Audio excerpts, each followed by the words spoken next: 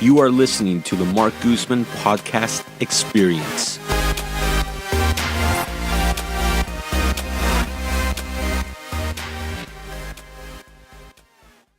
Before we get started, just a reminder that you can find all of my available rental properties on my website at marcguzman.com.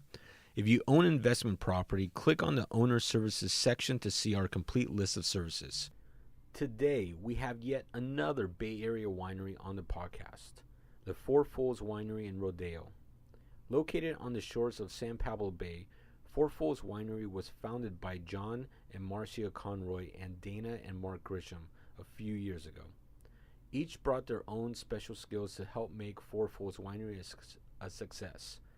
Today, we are joined by Jo Simpson, who is the director of events at Four Fools Winery, to talk about how the winery established its spot in the Bay Area wine scene. Jo, thanks for coming out to the podcast. Oh, my pleasure. Thank you for having us out. Yeah, of course. Now, you're with Four Fools Winery. So we've had quite a few wineries on the podcast, and so I'm excited to have you on the podcast here because there's a lot of wineries that are popping up left and right here in the Bay Area, and mainly in the East Bay. So we've had a few wineries. I'm glad to have you on here, and your place is very unique, which we'll get into it. But before we get into it, why don't you tell us what you brought here today? I see two wine bottles. So it's always fun to do wine tasting here on the show. So why don't you explain what wines you brought, and we'll start pouring. Great. This morning I brought the Rodeo Red, which is our signature wine. It is a Rhone-style blend, and it is a blend of Grenache, Syrah, and Viognier. So 2 red grapes and 1 white. Okay. Sam, you want a cup? Yeah. Almost dropped that one.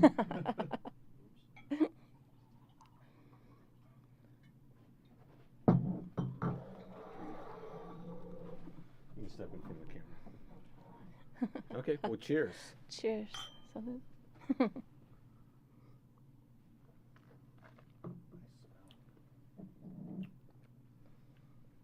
That's really good. So you said 3 grapes. Mm-hmm. Now, what's a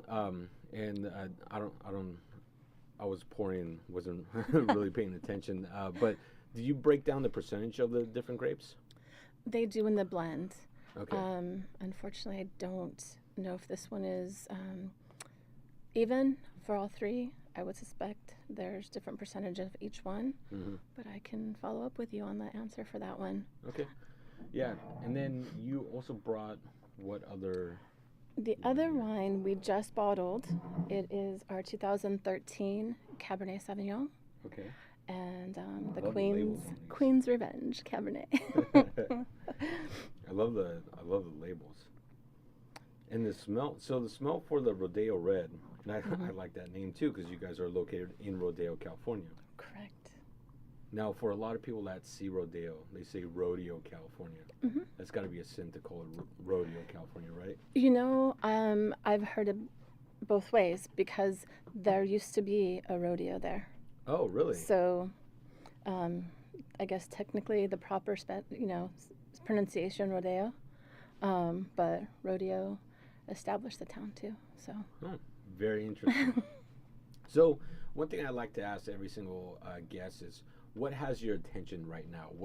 It could be a TV show, it could be a book, a podcast, something in your business. What's got your attention and why? So right now, our attention is focused on bottling our reds. We just bottled the Cab, and we have a Grenache, Syrah, a Cab Franc, all ready to be bottled. Coming up will be the release of our first sparkling. Now, have you done a Cab Franc before? No. Okay, I'm excited to try that one because I'm a huge fan of Cab Franc. That was the first true red wine that I fell in love with. So I'm very curious about it also. Yeah. So what else are you bottling? What's that process like anyway? I know it's a little different for every winery depending on the size and... Right. So we're a small urban winery, and we do probably about 250 cases per year. more or less. Okay. And it's manual process. We go down to the tasting room is at the top of the marina, and our production area is on the bottom in the old restaurant building down there. Mm-hmm. So we've got the bottling equipment there, and we recruit people to help because we are very small staff. And then we just obtain the bottles and start the process. Okay. Make sure everything's sanitary, So if someone wants these. to get into the wine business, they could volunteer and help out with the bottling. They could. Yeah, that's always They a great could. way to start learning the process of getting into wine, right? Yes. Yes. Okay. Now, what's your background? Like, how did you end up at Four Fools Winery? Personally, I was living in Walnut Creek and going to Pinole for a bridesmaid's dress. And the wedding was in Southern California. I imagine you went to David's Bridal. I did. Yep. I did. I think that's like the only bridal shop in West County, I think. You know what? At Rodeo actually has a little bridal shop that just opened. Really? Yes. Okay. Stand corrected. Brand new. So the wedding was in Southern California. I was the only bridesmaid here, and everyone else was down there. And that's usually a group event. You go, and then maybe you go to lunch or go have wine. So I thought, oh, it's a beautiful spring day. I want to be outside by the water.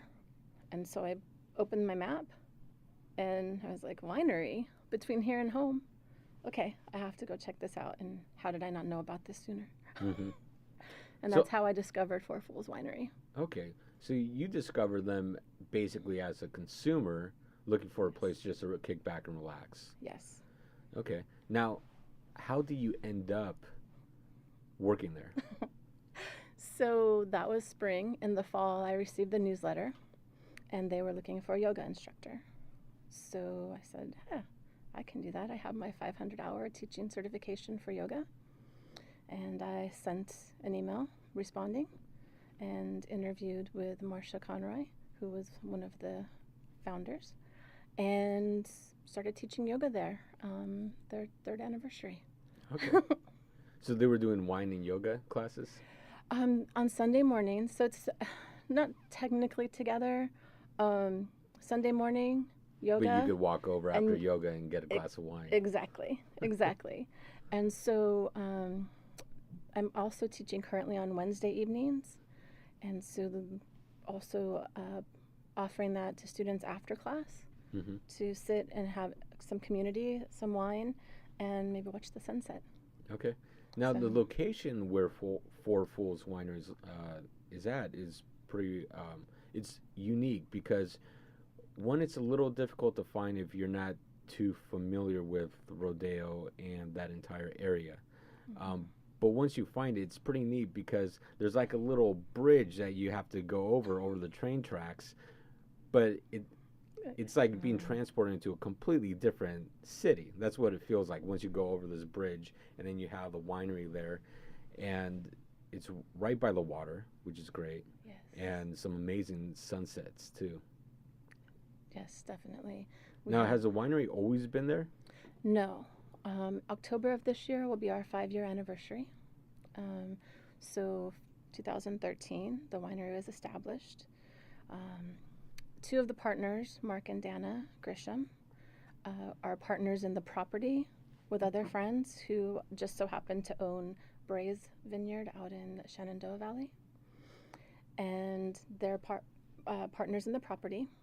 And John and Marcia Conroy, John was making wine out in Livermore, needed a place to relocate his wine.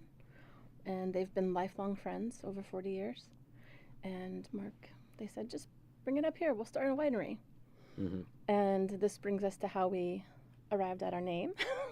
Then, as they would tell people, hey, we're going to start a winery, people said, oh, you must be fools. You must be fools to start a winery. And they said, well, we have our name. So And that's how it started. that's how it started. Okay. Yeah. So, So who's the winemaker over at Four Fools? John is the winemaker. Okay. Yeah. And he's remained the winemaker this entire time? This entire time until the end of last year. Okay. John and Marcia retired. Okay. From the winery, so. Okay. Yeah. So he retired. So is there a new winemaker now? Currently, no. We Okay. are looking. Okay. Yes. So everything that we have is what John has made, blended. We've tended to it, and are now starting to bottle the fruits of that labor. Okay. Yeah. So I assume there's a job posting out there for a new winemaker. I believe that will be happening after Marc and Dana return from their holiday. Okay. Yeah, this month. So with winemaking, I know it, like a lot of winemakers really create into an art. It's an art for them. You know, it's not just a job, and there's a lot you can do. I mean, wine, and it's very similar to beer. It's one of those things where it's very simple ingredients, but so many different variables, and so much you can do to create, you know, basically art in a bottle. So what's the goal for Four Fools Winery when they're creating the wine? So, making things that are drinkable, of course, that are going to be able to be enjoyed by a wide range of palates, people, difference. Creating that environment up there is really important to us, making it accessible.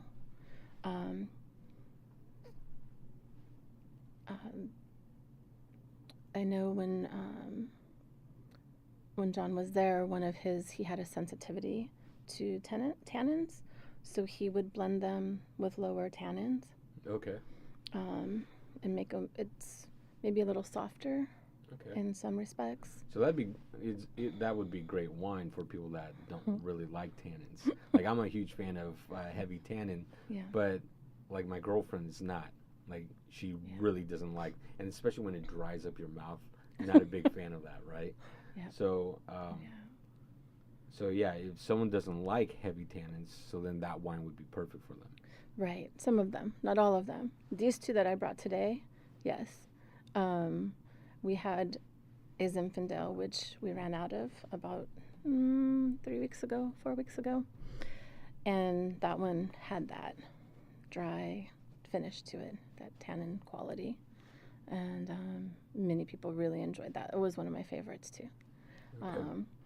And like we were discussing, I'm very curious about the Cab Franc to see how that's progressed and offer that and see the response to that. Now, what do you mean how it's progressed? So as wine is produced, it's you take the fruit and crush it, and we have the crushing equipment and everything on site in that same location where we bottle. And then it goes into the barrels, and oak barrels, and it ages. Fermentation process, and then different elements are added and monitored, and when the time is right, it's ready to bottle, and then it's put in the bottle. And sometimes when the wine is bottled, it will have, similar to like transplanting a plant, where it goes into a little shock, a bottle shock. So then it needs to settle in the bottle for a few weeks, and then it's ready to offer. Okay, so it doesn't age. So you don't age it long in the bottle itself, then? No, we don't. Just really a few weeks, and then when it's ready to drink. Right, right. And then, that's different wines age differently. And so depending on people's, again, palates, because everyone's palates are so diverse, they might set a wine aside for a year or more, and then enjoy it. Okay. In your opinion, these wines that we have, the Rodeo Red and then the Queen's Revenge, which one would you recommend to really just drink these right away, or would you recommend to maybe stash them and store them for a year or two or even longer? The Rodeo Red is very drinkable now. It's as you can Yeah, see. it's good. It's You're very enjoying good. it. Yeah. Yeah. And the cab, we just bottled it last week, so not quite a week ago. And we brought one up after it was bottled. It hadn't experienced bottle shock, so we actually poured it this weekend in the tasting room. A number of people really enjoyed it. We labeled it by hand because we haven't labeled all of them yet. Mm-hmm. So we brought a case up, and people purchased a few bottles. And so this was the one that I brought today to try because it's a different experience. Having something that's just been bottled, into something that's been bottled for a while and has been settled and ready to drink. So you'll be able to taste the difference between those two. Yeah, so I do want to mention something that I found very interesting with his Rodeo Red. That one thing that you hear some people say is that a wine is hollow, right? And that usually refers to there's a taste at the beginning, there's a finish, but there's nothing in between that captures you. There's you have a start and a finish, but nothing in between, so it's hollow, right? And this wine is not hollow, and it's very frustrating to drink a wine that's hollow, and just because there could be a lot more done with wine and typically something that's a hollow wine is really just for made on mass commercial scale. They don't put a lot of craft into it. This one here, you can taste the actual fruits and the grapes in the middle, which is very interesting to do. So for the people that are watching and people that are listening, I really think if one thing that I always found fun to do is find a few, maybe $10 to $15 bottle wines, sit them on a counter and do your own little wine tasting. Yes. And you can really find the differences in the different wines. So when people talk about, oh, it's a fruit forward, or it's hollow, or it's a full body wine, or tannins, a lot of these different terms people don't really understand fully as a casual wine drinker until you sit down and start comparing wines side by side and start tasting those differences. Right. And so I'm not a fan of hollow wines because I love wine and I really appreciate a well-made wine and the different flavors that hit your palate. And I have to say this Rodeo Red is a great, well-made wine. So thank you, Marc. I'm glad you brought that up. Yeah, this one's very popular and it's nice to drink. It's not too heavy. Like you said, it has character, but it's not too heavy that you couldn't enjoy it on a warm evening watching the sunset. Yeah, exactly. And it and it's not too light that it gets lost when you have some food with it. So Four Fools Winery, they don't serve food themselves, and I don't know if this is done every day or if it's just on Thursdays, but you have the food trucks that show up, and you usually have 4 or 5 food trucks that are there in a circle, which makes it great because you've got the sunset, you've got the food trucks, and you've got great wine. Yeah. So is that done every Thursday? No, it's done on the third Thursday. We partner with the chamber on that event, and we bring up 4 to 6 food trucks. It's that balance of having the right number of food trucks to where everyone is fed and the food trucks don't leave with too much food. Last Thursday, all the food trucks basically sold out. So it was great. Everyone was fed, and by the end of the evening, so we do that. It was such a fun night. We do that from 5:30 to 8:30 on the third Thursday of the month, now through October during the nice weather. And we have live music. We have, of course, wine and community. So we're looking at establishing food on site. Currently, we have a barbecue truck that is on site. We're still working out the the steadiness of that, and So on Saturdays, oftentimes Royal Taste Barbecue will be up there serving barbecue. Okay. And that's some of our future planning, looking down the road to how do we resolve that? How do we establish food on site? Right now, we encourage our guests to bring a picnic. We have people who come up, wine members, they'll bring like a picnic or a potluck style lunch and come for the afternoon and camp out on the patio or in the tasting room if it's too windy and just sit there and enjoy their food with the wine. Now, the winery itself, it looks like it used to be a house at one point. Is that correct? I believe the actual tasting room used to be the garage for the house. Okay. And then there is a building adjacent that is the house that we use. It's called the Great Room. So that's the event space where we hold, like last weekend we had a memorial service. We have birthday parties, weddings in that space, celebrations, baby showers, wedding receptions, bridal, bachelorette parties. Mm-hmm. And it's also a space where I teach yoga. Okay. So. And how much is it to book a space like that? It depends on the hours. We have hourly rates, and then if there's like for the wedding, we worked with the bride and her vision for her wedding. So depending on time frame, typically it's $100 per hour. And if you purchase a case of wine, you receive 25% off the case of wine, plus you get 1 hour free in the room. And there's a kitchen in the space. Okay. So, yeah. So what makes Four Fools Winery different than other wineries? Our location, right there on the San Pablo Bay, overlooking the water. The fact that we do have the small event center, essentially. We have an Airbnb on site, which I'm not sure everyone knows about. No, I didn't know that. Yes, so it has its private bathroom and room, fridge, microwave. When you stay at the Airbnb, you have access to using the kitchen and the great room.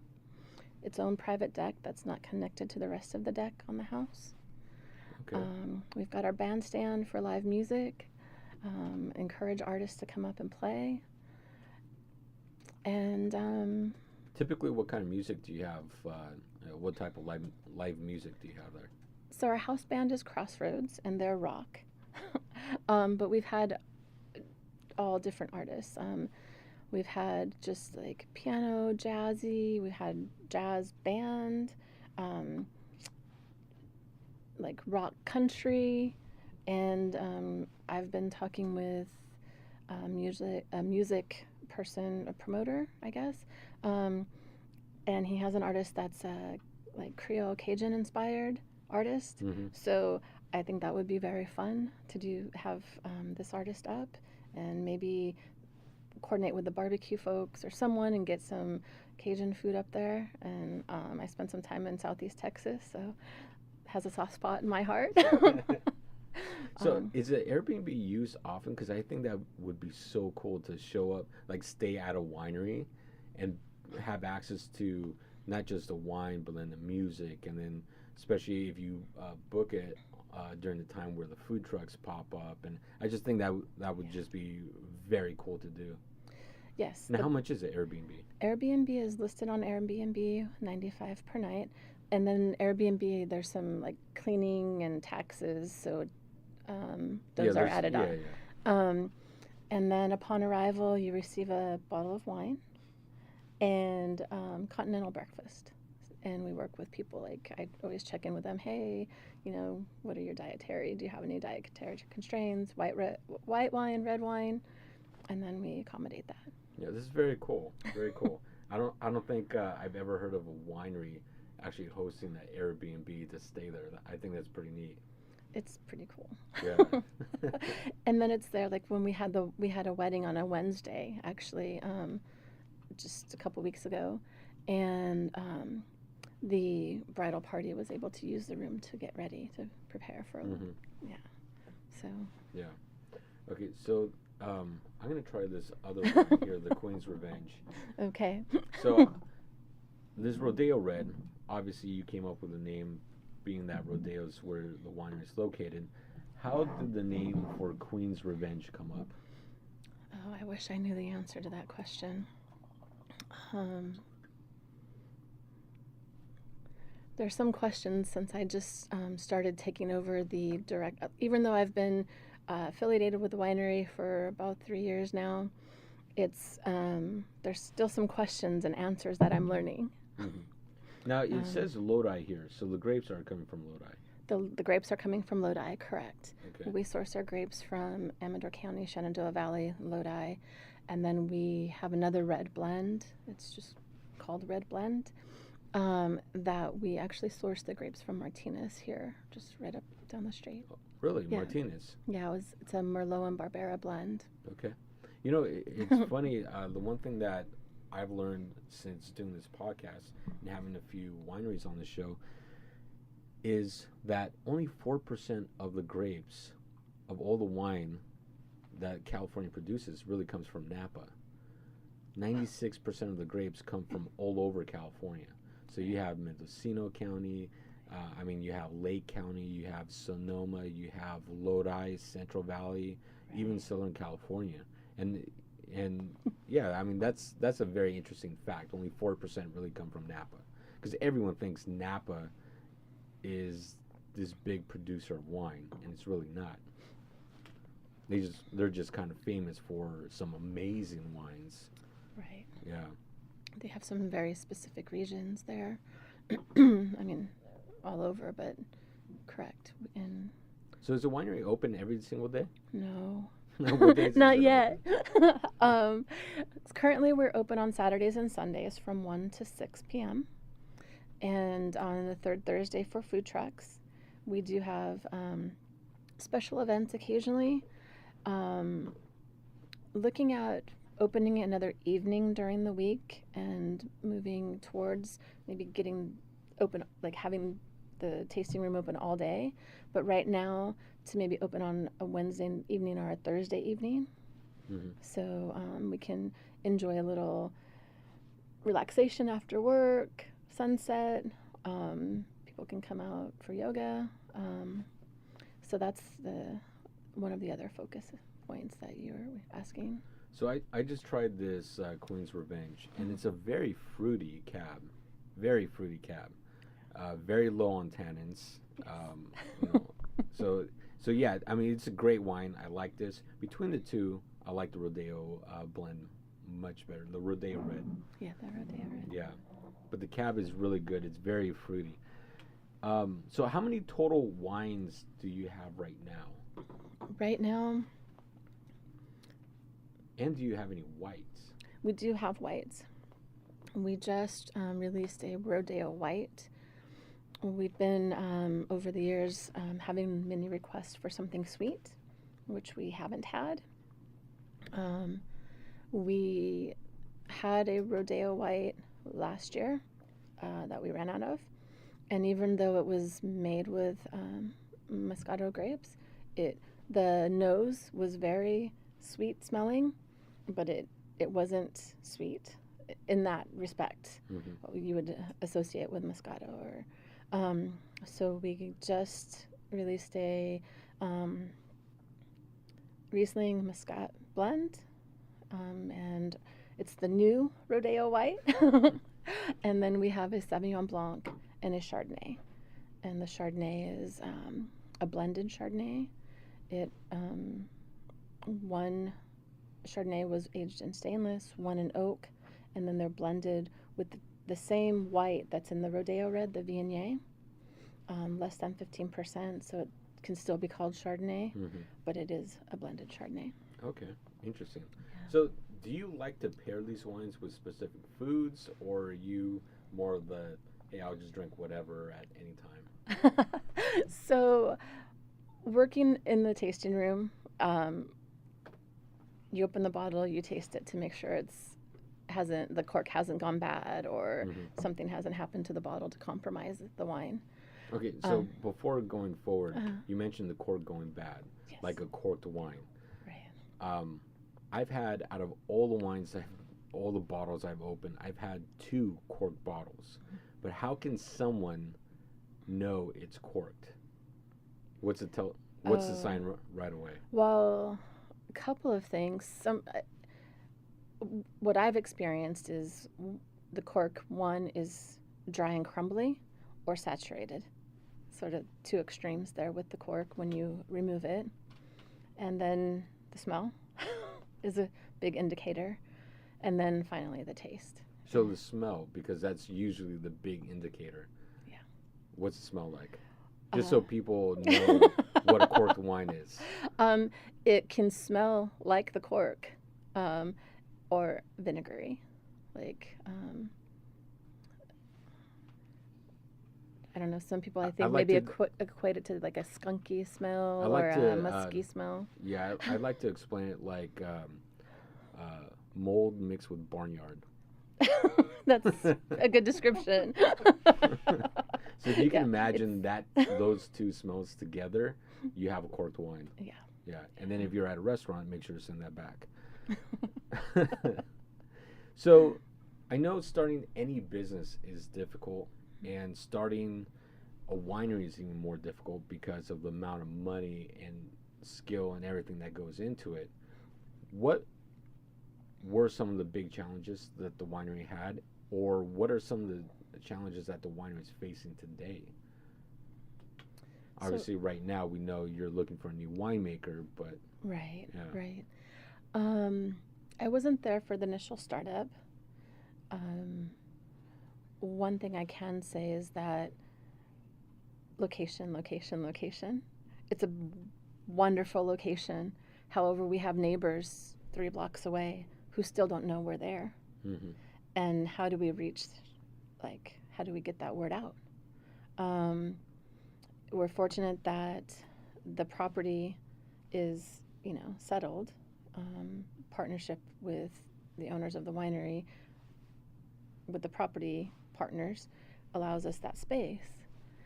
So that alleviates some of the challenges financially. But there's still, upkeep and equipment and personnel. And I think right now that is our challenge, is getting the word out and drawing people to the location, because it is tucked away. As you said, you cross over the bridge. So some people get to that bridge, and even though we have signs, they sort of look around and like, oh, well, I don't think is I'm this in... the right Yeah. Is this the right spot? Yeah. Yeah. And then I was talking with someone 2 weekends ago. They're like, yeah, we've been up here a couple times and just didn't think, and finally we just came in. And I'm like, well, I'm so glad you did. Yeah. So Yeah, I would imagine it's tough bringing customers in, especially to a winery. I feel like many people will drive by and really look for winery signs, like if you're going wine tasting in Napa. So if you're not in Napa or even Sonoma or parts of Livermore where they have a lot of wineries, it's really hard to draw attention to your winery. Yeah. And your guys' location is really tucked away, but I think that is also what makes it very unique out there, because it's secluded. It's like once you cross that bridge over the train tracks, you're going into a completely different, like, city, neighborhood, world, whatever you want to call it. You just have a completely different feel to it, and I think it's a really great location. It is. It really is. And we hear that constantly when people do find us, and like, hidden gem, a little treasure here in Rodeo, right here in the marina. Who knew? Yeah. So what's the process like for creating new wine? I mean, how does the winemaker do it? I know every winery we've talked to, they all have a different process in how they make wine. So what's the Four Fools process of making wine? Well, like I said, John is retired. One of his concerns was low tannin, and I haven't been involved directly in the process, just seeing like these big boxes of grapes brought in and the crushing and the effort and exertion that goes into that. And then, just generally speaking, since I haven't been a part of that, the blending, like coming up with, I'll just say, like, I'll be very candid, Viognier is not my favorite white wine. And in our Chardonnay, I can taste it, in the blended Chardonnay. However, I really love the Rodeo red. The way it blends with the two reds, it softens it somehow, and yet, like you were saying, gives it some character. So how do you know how that's going to come out when you start playing with that? So what's a winery doing right now in transition between winemakers? Because if your winemaker is retired, are you continuing to do the same recipe until a new winemaker steps in? Or are you basically just going through the selling all the wine that you have now and then starting from scratch with a new winemaker? I believe there'll be a combination of that. Right now we have Grenache, Syrah, the Cab Franc, and Petite Syrah that are ready to, I don't want to say ready now at this minute, but they're becoming ready to bottle. So that's where our focus is getting those bottled. And then because we are small, we'll have wine for a while. And there'll still be juice in the barrels. So this will be a decision that's being made, but I can see that it would be a combination of both. We have juice. Is there something a new winemaker can come up with, a blend? Oh, these two. Like our red blend is a Barbera Merlot blend. That they have a vision when they come in, when we find that person. Like, oh, let's blend these two and see what happens. Or starting from scratch, going and sourcing the grapes and starting. And the other thing that our owners are very much about collaboration. So there could be a period of time, or just even having established a tasting room where we bring other wines there from this region, from all over. And so we're not opposed to that. Sort of collaborating with other wineries, other winemakers. We have a winemaker who did our champagne, or our sparkling wine. Can't call it champagne. And he's local. And we've had other winemakers, like home winemakers, come in and we'll exchange a bottle. They'll bring in their wine. So there is that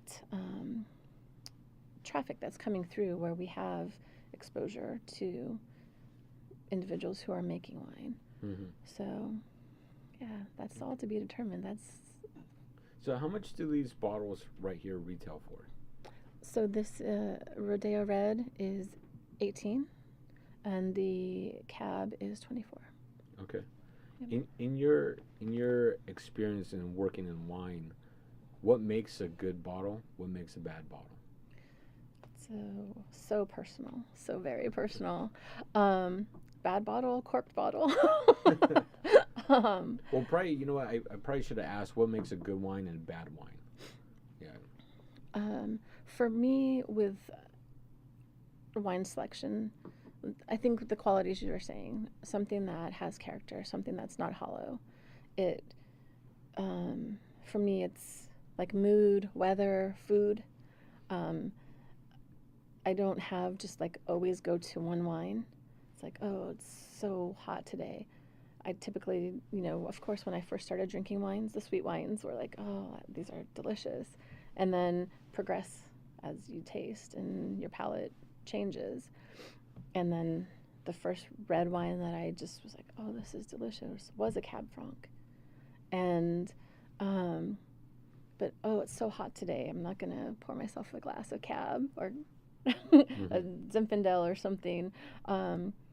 Hey, I might pour a glass of that Rodeo White because it's cold and it's sweet, but it's not super syrupy sweet, or the Sauvignon Blanc. So I think it's very personal. As far as like bad wine, it can go bad in the process, a bad blend. Like those two things don't work for me, or the barrels can fail, the fermentation process can stall,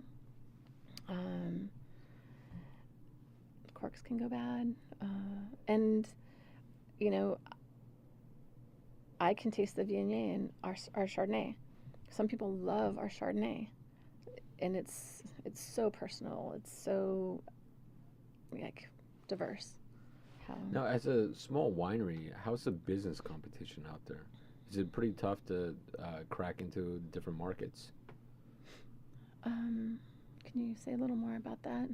Yeah, so you're competing not just with beers, and you're competing with wines, and you're competing with anything else that someone decides to drink. I mean, technically even water, right? um, so how hard is it as a small winery to crack into different markets, like to um, get exposure and attention out there to your wines?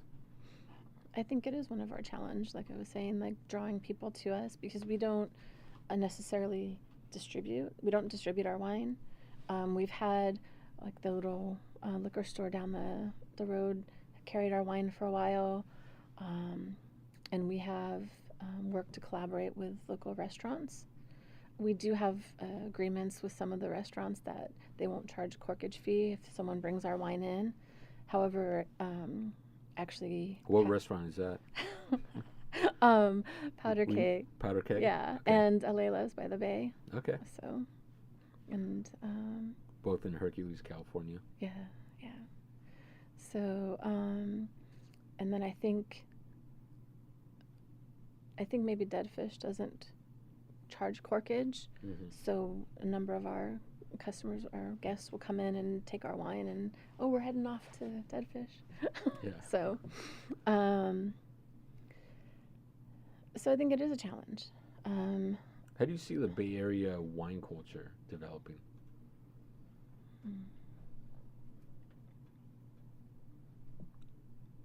Because there's different wineries. I mean, not just Rodeo, but Oakland, Richmond. I mean, you start Yeah. seeing all these more independent. In Richmond, I mean, there's a basically a collective of 5 wineries that share the same equipment, share the same facility, and all of them create their own unique wines. And so that's one part of Bay Area wine, right? Right. So, like, how do you see the Bay Area wine culture developing, like, in your own world? This concept of collaboration, sharing equipment, again, because the individual palates are so different. I know that things can be competitive. We don't approach it that way. Our Marc Grisham is a former city manager, so like bringing people together, bringing community together, that's a focus for us. So, we are looking at kind of maybe jumping ahead, but some of our future plans, there are currently plans drawn up for a tap room to bring on site. So to really collaborate and bring people together Mm-hmm. and support local business. We've partnered with like the Rodeo Little League for fundraisers, Phillips 66 for their awards ceremony. So we really want this to be a community spot. We want Rodeo to have this place and the community to be able to enjoy and come and just come together there. We the Food Truck Thursdays is a partnership with the chamber, and we had a barbecue after a cleanup walk with I'm gonna see if I can get this right, the Contra Costa Resource Conservation. So that's what we like to encourage and bring. And future plans to have a tasting room where I believe it's because of certain laws, like we're governed and we have certain permits for our tasting room and our wine production and tasting and pouring. So it's limited to our wines.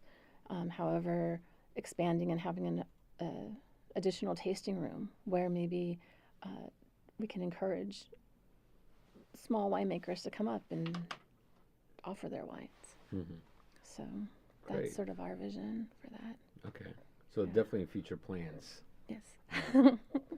So Four Fools produces, you said, 250 cases per year. Is that correct? Yes.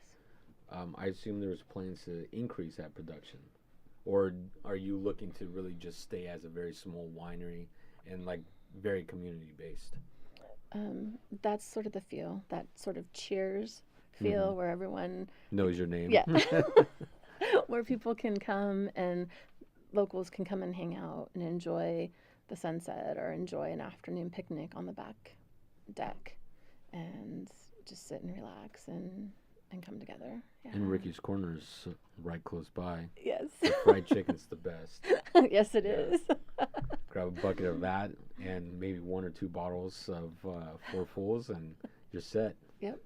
Yeah, we had On's Kitchen is a restaurant in Hercules, and one of our groups, some of their family had come over from Hawaii, and they went and grabbed a feast from On's Kitchen and brought it up and sat there the whole afternoon having wine and food and just reconnecting with their family. So it was really, to be able to hold space for that kind of celebration, it's I don't know, it touches my heart. Yeah. So Sam, you ever try Ricky's Corner fried chicken? I can't say I've heard of it. Yeah, go to Ricky's Corner and get a bucket of fried chicken. It's amazing. I mean, they put potato wedges, everything inside into the bucket. KFC?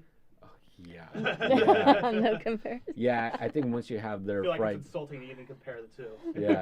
yeah, once you have their fried chicken, you can't go back to having any other fried chicken. Yeah, it spoils you. I compare it to like having House of Prime Rib. Once you have House of Prime Rib in San Francisco, you can't eat prime rib anywhere else because it's not the same. Yeah, same thing. So, Jo, thank you for being on the podcast. Thanks for coming out. What's a website? So if someone's interested in... Now, actually, do you ship out? We don't. You we don't, do have a okay. wine club.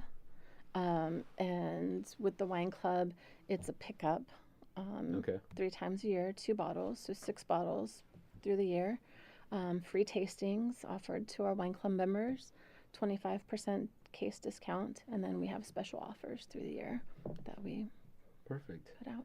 Yeah. Yeah. And great. So, and then the website for Four Fools is fourfoolswinery.com. Correct. So we'll go ahead and link up the website into the description, along with links to some of the wines we just tried today. But thank you for being on the podcast, and good luck to the winery and your future there. Wonderful. Thank you very much, Marc. Appreciate it. Thank you so much for listening to the podcast. Thank you to our producer, Sam Lubin. Please subscribe, like, comment, and share the podcast. Remember, you can listen to the podcast on iTunes, Podbean, iHeartRadio, Google Play, SoundCloud, and anywhere else you listen to podcasts. For more information on my business as a property manager and real estate team, go visit my website at marcguzman.com. I really want to thank all of you for listening. It means the world to me, and I hope today's episode provides you value in your day-to-day life. I created this podcast to help showcase the many great people that live in this world and help share some knowledge that I've learned along the way in life. Again, thank you for listening. Check out our sponsors, and I'll catch you on the next episode.